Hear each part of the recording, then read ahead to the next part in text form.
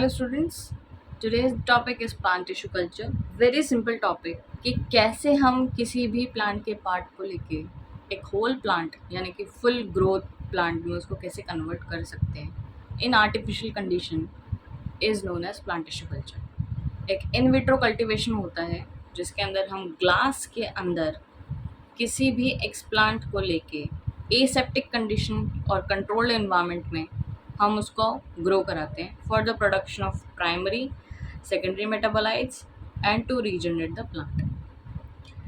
What is the base of the plant tissue culture? It is totipotency. What is totipotency? The ability of a cell to divide and to form into a whole plant is known as totipotency.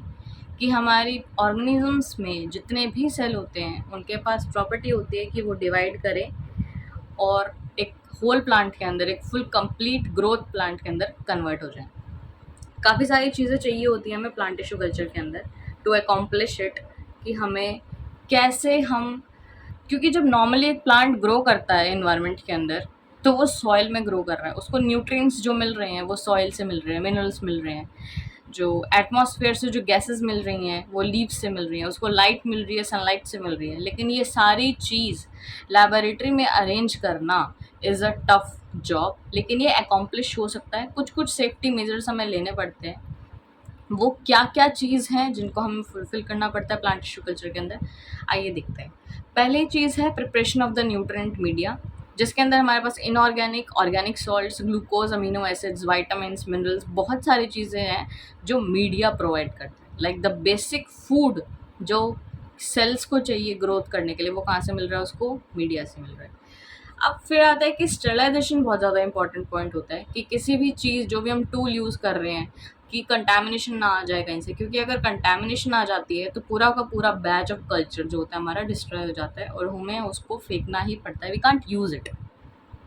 कुछ advantages होते हैं जैसे कि availability of raw material, patent rights, कि हम plants का use कर सकते हैं for the rights, for the usage of the tissue culture, और माइक्रो प्रोपगेशन कर सकते हैं जिसके अंदर क्लोनिंग बहुत ज़्यादा जल्दी हो जाती है प्लांट्स की. Disease free plants by the use of plant tissue culture, और जितने भी सेकेंडरी मेटाबोलाइट्स होते हैं वो भी हम प्लांट टिश्यू कल्चर के मदद से हम उसको ग्रो कर सकते हैं. जेनेटिक इंजीनियरिंग, यानी कि हम न्यू जीन्स को भी इसके अंदर इनकॉर्पोरेट कर सकते हैं. Now what is a simple process of plant tissue culture, कि अगर किसी को समझाना हो व्हाट इज़ टिश्यू कल्चर, एक एक्सप्लांट लेते हैं, उसको ग्रो कराते हैं अगार पे, यानी कि अगार हमारा न्यूट्रिएंट मीडिया है. सेल जो करता है वो डिवाइड करता है, डिवाइड करके वो कैलस बनाता है. What is callus? It is undifferentiated mass जो कि सेल्स डिवाइड करके फॉर्म होता है. कैलस से फिर डिफरेंशिएट करता है और शूट्स एंड रूट्स में कन्वर्ट हो जाता है. ये शूट्स एंड रूट्स में कन्वर्ट होना भी हॉर्मोन्स के ऊपर डिपेंड करता है, वो हम आगे पढ़ेंगे. और फिर ये कन्वर्ट होकर किस में बनता है? होल प्लांट के अंदर. Now this, from the cells to whole plant, this is plant tissue culture. Only this is plant tissue culture. इसके अंदर कुछ सारी चीज़ें जो ऐड ऑन होंगी, लेकिन the basic this is. अब तक हमने पढ़ा था कि what is plant tissue culture, क्यों प्लांट टिश्यू कल्चर का हम यूज़ करते हैं, and what is a technique in a simple basis. लेकिन ये प्लांट टिश्यू कल्चर का जो डेवलपमेंट है, या फिर हम बोल सकते हैं कि जो हिस्ट्री है, वो कहाँ से है. जो अर्ली डेवलपमेंट हुई थी प्लांट टिश्यू कल्चर की, वो करी थी very basic, we all know about Schleiden and Schwann, जिसने सेल थ्योरी दी थी 1838 और 1839 के अंदर. और उन्होंने क्या बताया था? The cells are the basic unit of life, जो कि किसी भी ऑर्गेनिज्म को डेवलप कर सकते. 1885 के अंदर हैबरलिन ने ही, जो कि father of plant tissue culture भी हैं, उन्होंने फर्स्ट टाइम अटेम्प्ट किया था आइसोलेटेड प्लांट सेल्स को कल्चर कराने का.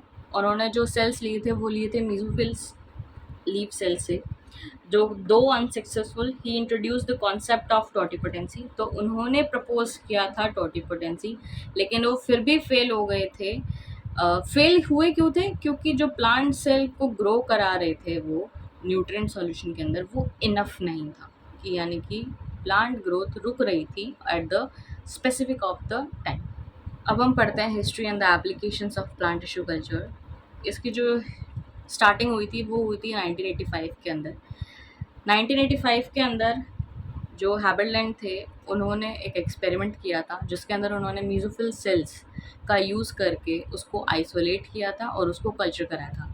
लेकिन वो फेल हो गए थे इस थ्योरी के अंदर, क्योंकि जो उनका जो न्यूट्रिएंट सॉल्यूशन था वो एक पॉइंट पे आके डिग्रेड हो रहा था, या फिर जो उसकी न्यूट्रिएंट की जो कंसंट्रेशन है वो कम हो रही थी और प्लांट सेल जो है वो ग्रो नहीं कर पा रहा था। Still he propose the property of totipotency, कि जो सेल होता है वो डिवाइड करता है और एक पूरे प्लांट के अंदर कन्वर्ट हो जाता है। नेक्स्ट जो हमारे पास जो डिस्कवरी आई थी वो आई थी 1922 के अंदर, कॉटी एंड द रॉबिन्स के थ्रू। इन्होंने क्या किया था, रूट टिप्स को कल्चर कराया था इन विट्रो कल्टीवेशन के अंदर, और ये सक्सीड हो गए थे उसके सेल्स को आइसोलेट करने में। नेक्स्ट है 1834 के अंदर फिलिप वाइट, जिन्होंने रूट के कल्चर को यानी कि टोमेटो का इन्होंने यूज़ किया था और ईयर्स तक मेंटेन करके चले थे उस रूट कल्चर को। फिर आता है हमारे पास 1939 के अंदर, जिसके अंदर 3 साइंटिस्ट थे, गॉथेरेट, नोविकॉट एंड वाइट। इन्होंने टिश्यू के कैलस को यानी कि grew callus tissue from the carrot and tobacco on the synthetic media. यहाँ पे आगे सिंथेटिक मीडिया की डेवलपमेंट हो गई थी और उन्होंने सिंथेटिक मीडिया के ऊपर ही कैरेट और टबैको के टिश्यूज़ को ग्रो कराया था। जो हम ये बोलते हैं कि जो फर्स्ट सक्सेस थी वो हमें मिली थी इधर, the first success, real first real success in the plant tissue culture is in the 1939 by the 3 scientists Goddard, Nobicort and White. What they did, they grew the callus tissue from carrot and tobacco on synthetic media. Next आता है हमारे पास 1941 के अंदर, coconut milk का use करके हमने cultures बनाए थे, यानी कि हमने कोकोनट मिल्क को यूज़ किया था इन द न्यूट्रिएंट मीडिया, जहाँ पे वो न्यूट्रिएंट प्रोवाइड कर रहा था कल्चर्स को। ये जो डिस्कवर किया था ये करा था वैन ओवरबीक ने। Next scientist was Skoog and सुई। 1947 के अंदर इन्होंने डेमोन्स्ट्रेट किया था रोल ऑफ ऑक्सिन, यानी कि ऑक्सिन जो कि एक हार्मोन है जो कि सिंथेसाइज करता है for the root formation in the cultures, वो डेमोन्स्ट्रेट किसने किया था, स्कूग एंड सुई ने 1947 के अंदर।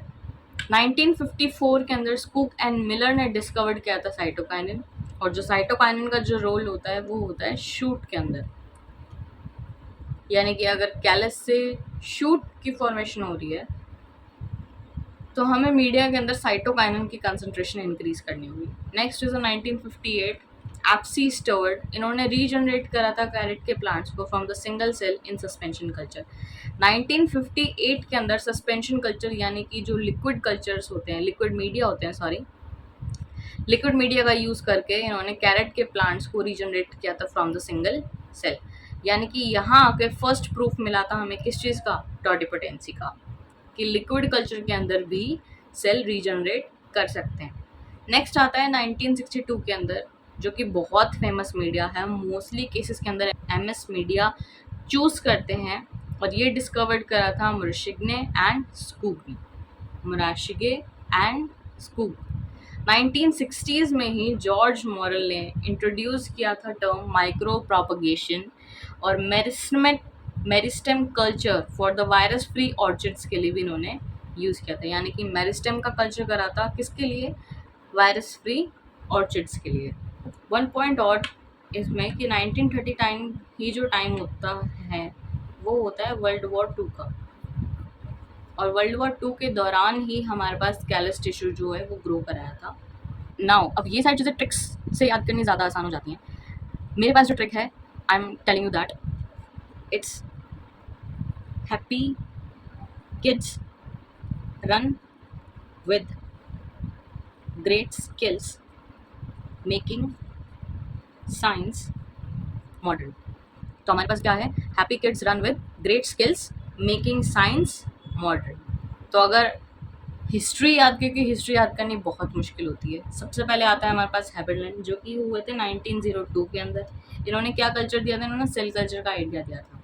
सेकेंड इज आर के लाइक किड्स, किड्स में हमारे पास क्या जाते हैं, कॉटे एंड रॉबिन्स 1922 के अंदर। ये कितना था, 1902, एंड दिस वन इज 1922 के अंदर। कॉटे एंड रॉबिन्स ने क्या किया था, रूट टिप्स को कल्चर कराया था इन विट्रो कंडीशन के अंदर। फिर है हमारे पास आर वाइट, यानी कि रूट कल्चर हुआ था कब, 1934 1954 के अंदर रूट का कल्चर हुआ था किसके, टोमेटो के, for years. Then is W यानी कि वर्ल्ड वॉर टू यानी 1939 के पास हमारे पास किस चीज़ की प्रोडक्शन आई थी, grow callus tissue from the carrot and tobacco on the synthetic media. Next is from G, that is Gautheret. Gautheret ने हमारे पास क्या बनाया था, कैलस बनाया था। कब, 1939 के अंदर। ये स्टुअर्ट है एस से 1958 के अंदर। स्टुअर्ट जब आए थे, स्टुअर्ट ने क्या करा था, कैरेट के प्लांट्स को रीजनरेट किया था इन द सस्पेंशन कल्चर। फिर आता है हमारे पास एम यानी कि मुर्शैग एंड स्कूक इन 1962।